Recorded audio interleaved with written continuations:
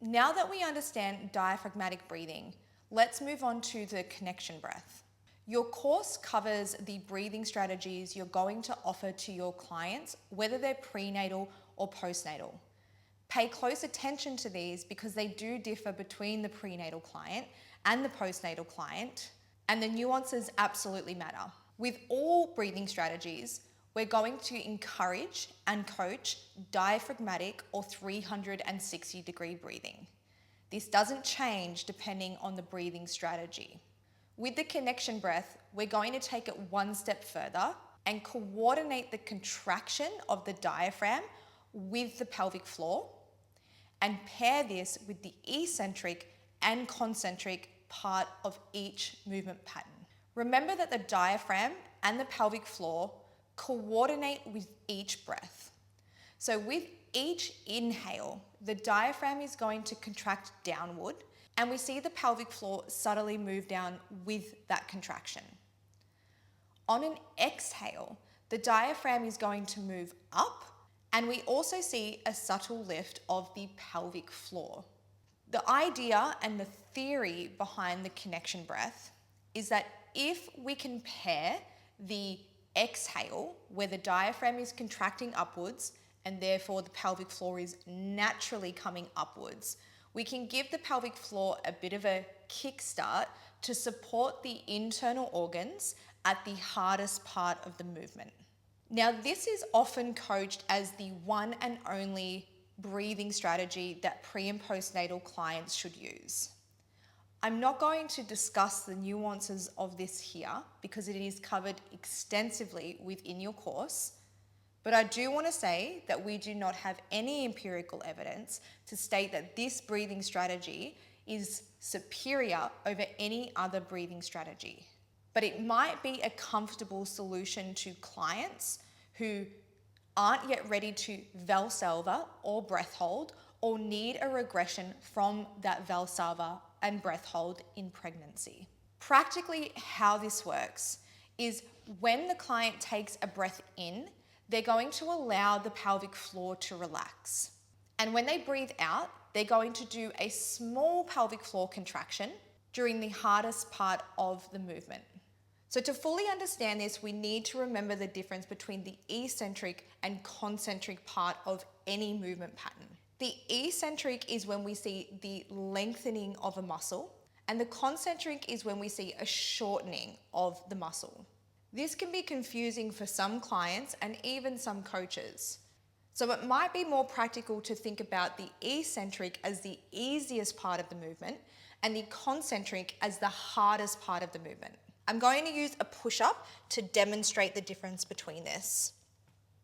So when we think about the push-up, the eccentric component is going to be when I lower down to the ground and the muscles are lengthening. The concentric is going to be at the bottom position where I'm pushing up and shortening the muscle fibers. So on the way down, we're going to be going through the eccentric, and at the bottom position coming up, we're going through the concentric.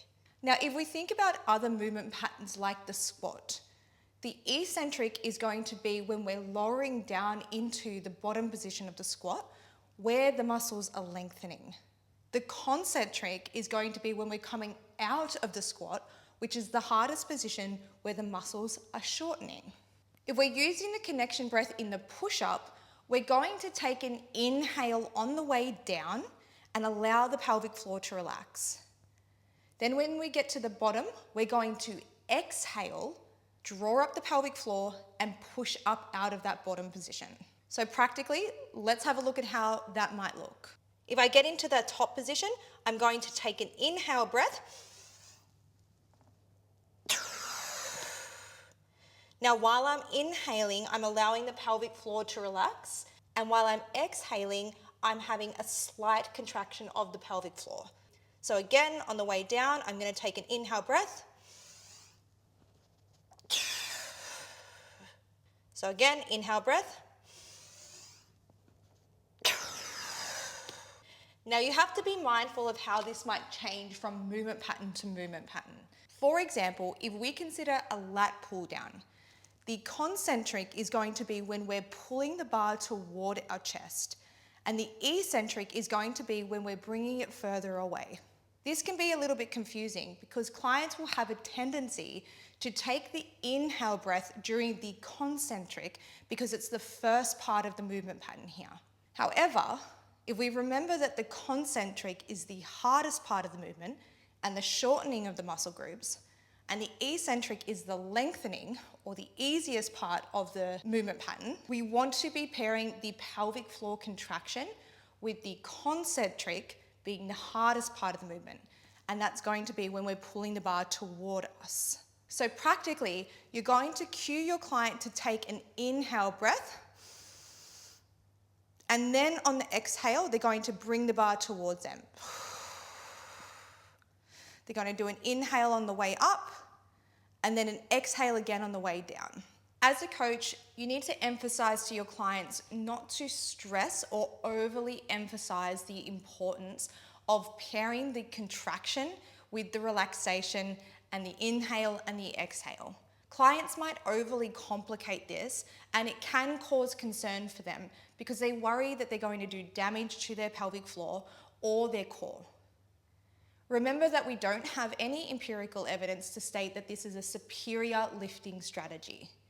It can be helpful to coach your clients to start practicing it so that when they are struggling with that Valsalva breath, they have another option to go to, which can help eliminate pressure. If your clients aren't quite understanding the connection breath, move the complexity away from it and simply coach them to exhale on exertion, or exhale during the hardest part of the movement. Clients are going to naturally, intrinsically understand what that means when you cue them this way. For example, they're going to naturally exhale at the bottom of a squat when they're pushing up out of that hole. Find the coaching cue that works most efficiently for the client that's in front of you.